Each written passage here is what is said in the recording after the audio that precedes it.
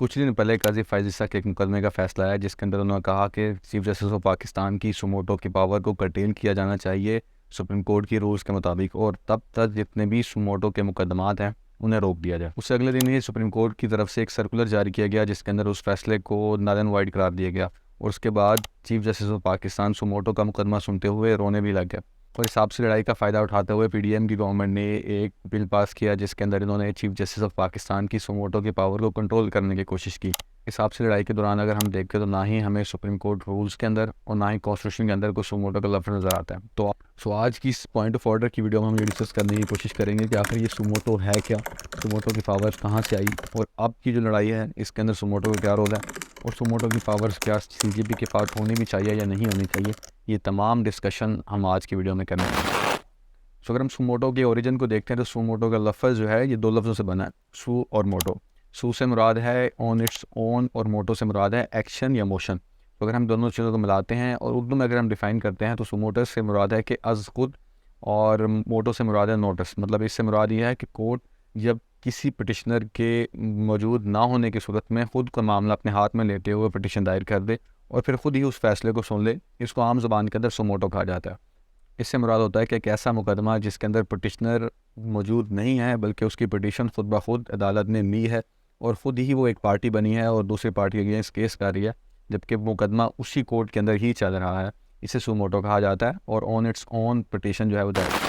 मैं हूं सामा अहमद, और आपने अगर मेरी वीडियो यहाँ तक देख लिया है तो काइंडली मेरा चैनल सब्सक्राइब करें। सुप्रीम कोर्ट कॉन्स्टिट्यूशन की 184(3) की पावर्स को इस्तेमाल करते हुए ये मामला लेती है जिसके अंदर दो चीज़ें मेन आती हैं। सबसे पहले तो जो मुकदमा पेश किया जा रहा है या जो इशू पेश किया जा रहा है वो फंडामेंटल राइट्स का हो, यानी कि उसके अंदर कोई फंडामेंटल राइट्स जो कि आपके कॉन्स्टिट्यूशन के आर्टिकल 8 से 28 के दरमियान मौजूद हैं उसके अंदर का हो। और उसके अलावा जो दूसरी चीज़ है वो पब्लिक इंटरेस्ट के अंदर बात होनी चाहिए, यानी कि कोई मसला हो उसके अंदर एक लार्जर लोगों को इसके अंदर इशू हो।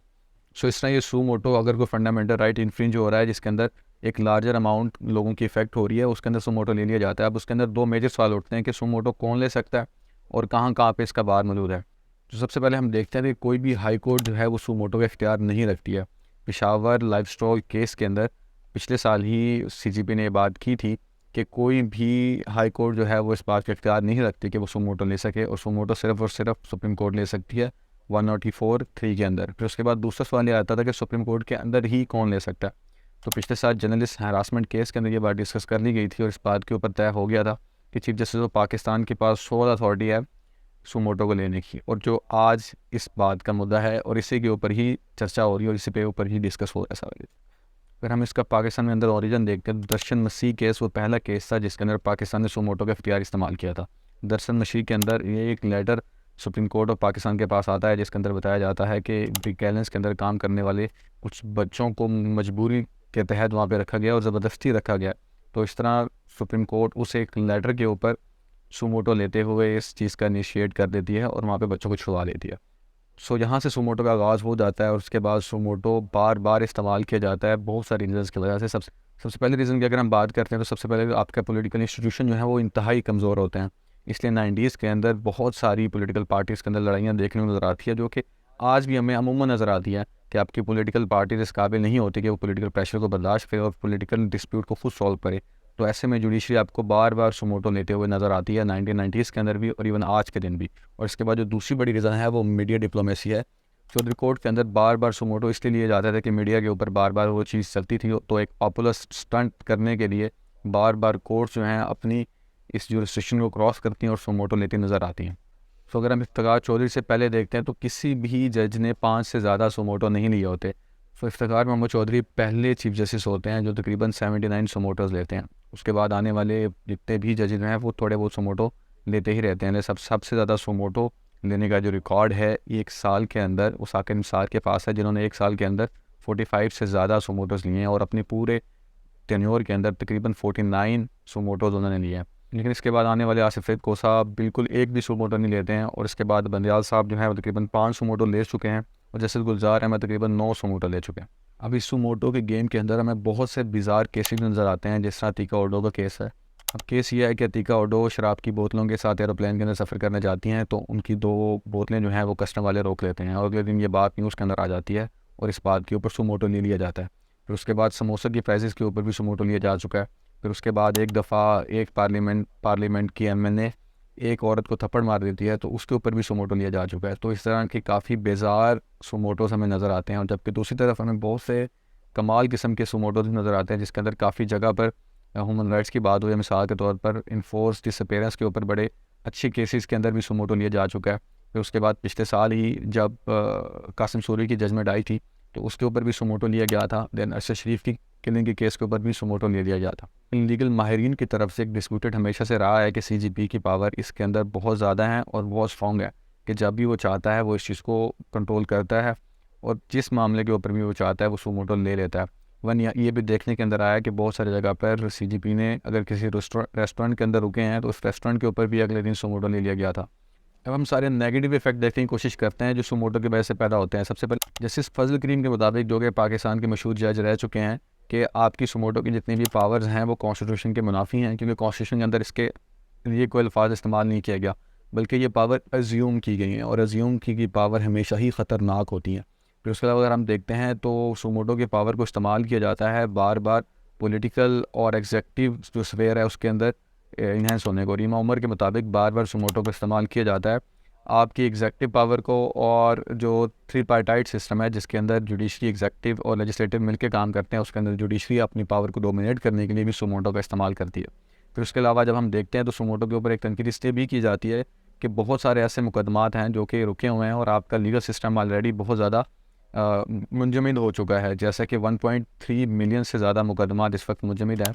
ज़फ़र इकबाल कनौरी जो कि एक मशहूर वकील हैं, उनके मुताबिक अगर पाकिस्तान की जुडिशरी सारे काम छोड़ कर सिर्फ पिछले मुकदमा सुनना शुरू करती है तो फिर भी इसे 102 साल लग जाएंगे, और एक रिकॉर्ड के मुताबिक एवरेज हर केस 15 से 20 साल पाकिस्तान के अंदर चलता है। तो इन तमाम चीज़ों को देखते हुए जब हम देखते हैं कि कॉन्स्टिट्यूशन को इस तरह अंडरमाइन किया जा रहा है और सुमोटो के लिए टाइम निकाला जा रहा है और ऐसी ऐसी फजूल चीज़ों के लिए भी सुमोटो लिया जा रहा है, तो बहुत बड़ा सवाल जुडिशरी के ऊपर हमेशा से खड़ा होता है। मार्क कैलेंडर जो कि इंटरनेशनल लीगल राइटर हैं, उन्होंने सुमोटो को एक सिंड्रेला लॉज कहा था जिसके अंदर एक फेरी पावर्स होते हैं तमाम मसलों को हल करने से। तो इससे एक ऐसी परसेप्शन जुडिशरी के ऊपर पैदा हो जाती है कि जुडिशरी हर मसले का हल कर सकती है, जबकि ऐसा बिल्कुल भी नहीं है। बहुत सारे पाकिस्तान के अंदर जो मसाइल हैं वो पॉलिटिकल हैं और उन्हें पॉलिटिकली ही सॉल्व होना चाहिए, ना कि जुडिशरी। तो जुडिशरी जब उनके अंदर इंटरफेयर्स करने की कोशिश करती है तो अपना वकार भी खो देती है। मोहम्मद वकार अनो जो कि पाकिस्तान के एडिशनल एडवोकेट जनरल रह चुके हैं, उनके मुताबिक जो सुमोटो है उसकी पावर इस्तेमाल करने के बाद एक पॉपुलर ट्रेंड पैदा होता है जिसके अंदर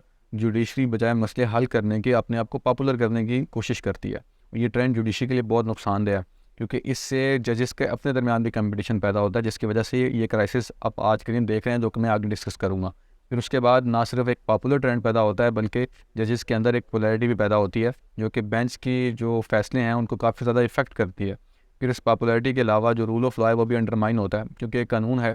कि जो शख्स पिटिशनर होता है वो कैसे मुकदमा को खुद सुन सकता है, तो इससे ये रूल भी जो है वो अंडरमाइन होता है। तो ये तमाम तनकीदें मुख्तलिफ़ किस्म से सीजीपी के ऊपर और सुमोटो पावर्स के ऊपर बार बार की जा चुकी हैं। लेकिन आते हैं आज के इशू की तरफ कि अब जो इशू चल रहा है उसके अंदर क्या क्या आता है। अब का इशू इस तरह पैदा हुआ कि काजी फ़ायज़ ईसा अपने एक मुकदमे के फ़ैसले में ये बात लिखते हैं कि सीजीपी के पास जो बेंच बनाने की पावर है सुमोटो के केसेस के अंदर वो रोक देनी चाहिए, और उसके लिए जो सुप्रीम कोर्ट रूल्स हैं उसके अंदर अमेंडमेंट की जानी चाहिए, और जब तक वो अमेंडमेंट नहीं होती तब तक सुमोटो के जितने भी केसेस हैं वो रुक जाने चाहिए या उस पर जो है अमल होना नहीं चाहिए। जबकि अगले दिन ही एक सर्कुलर जारी होता है सुप्रीम कोर्ट की तरफ से जिसके अंदर कहा जाता है कि आज से 1 साल पहले 5 जजेस का एक बेंच था, उन्होंने ये फैसला कर दिया था कि सीजीपी के पास सोल अथॉरिटी है इस फैसले को करने की और सुमोटो को देखने की और रेगुलेट करने की। अब होता यह है कि केपी के अंदर और पंजाब के अंदर इलेक्शन होने थे जो ईसीपी ने करवाने थे, जो कि ईसीपी कराने से इनकार कर देती है, और इसके ऊपर सुप्रीम कोर्ट के अंदर सुमोटो केस चल रहा होता है जो पीडीएम गवर्नमेंट के लिए बहुत इंपॉर्टेंट होता है। तो जैसे ही ये पिछली चीज़ सामने आती है और सुमोटो पावर्स को कटेल करने की बात आती है तो पीडीएम गवर्नमेंट इस चीज़ को अपने लिए एक अपॉर्चुनिटी तस्वर करते हुए एक बिल ले आती है, और उस बिल के अंदर ये प्रपोजल दिया जाता है कि सीजीपी प्लस 2 जजेस जो सीनियर होंगे वो मिलकर एक कमेटी बनाएंगे जो ये देखेंगे कि जो मुकदमा या पिटिशन है या जो भी चीज़ है उसको सुमोटो के अंदर लेके आना चाहिए और उसको सुनना चाहिए या नहीं सुनना चाहिए। अब इससे एक और बड़ा लीगल वैक्यूम पैदा होता है क्योंकि आर्टिकल 191 के अंदर ये बात की गई है कि सुप्रीम कोर्ट अपने रूल्स खुद बनाएंगी, और क्योंकि जो सीजीपी की सुमोटो के पावर्स हैं और एक तो उन्होंने खुद से ज्यूम किए हैं और दूसरा वो कॉन्स्टिट्यूशनल पावर है ये सुप्रीम कोर्ट रूल्स से उन्होंने लिए हैं,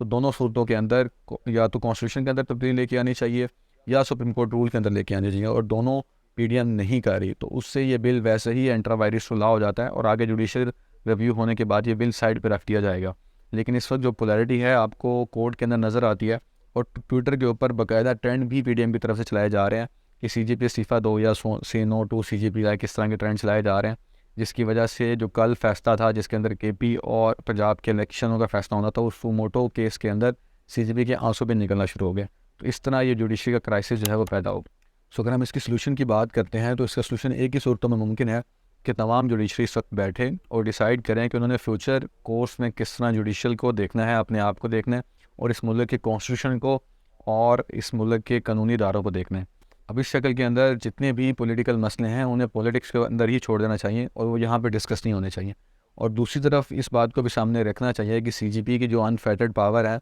जुडिशल रिव्यू के अंदर या दूसरी तरफ सुमोटो के अंदर, वो एक तरह से लाजमी चेक होनी चाहिए, लेकिन वो चेक जो है वो इनके थ्रू ही होनी चाहिए, ना कि पार्लियामेंट के थ्रू, ना ही कॉन्स्टिट्यूशन के थ्रू। तो इस चीज़ को भी सामने रखना चाहिए ताकि जो जुडिशल एक सुप्रीमेसी है और एक जो जुडिशल इंडिपेंडेंट है उसके ऊपर भी कोई आँच ना आए। जुडिशरी को सिर्फ जुडिशरी खुद ही ठीक कर सकती है, तो जजेस को चाहिए कि एक दफ़ा बैठ जाएँ और अपने जितने भी मसले हैं वो हल कर लिए जाएँ, ताकि फ्यूचर में इस पाकिस्तान को और इसके कॉन्स्टिट्यूशन को बचाया जा सके, और पॉलिटिकल फोर्सेस को भी एक बात समझ में आ जाए कि बार बार जुडिशल इंडिपेंडेंस के अंदर टांग ना अड़ाई जा सके।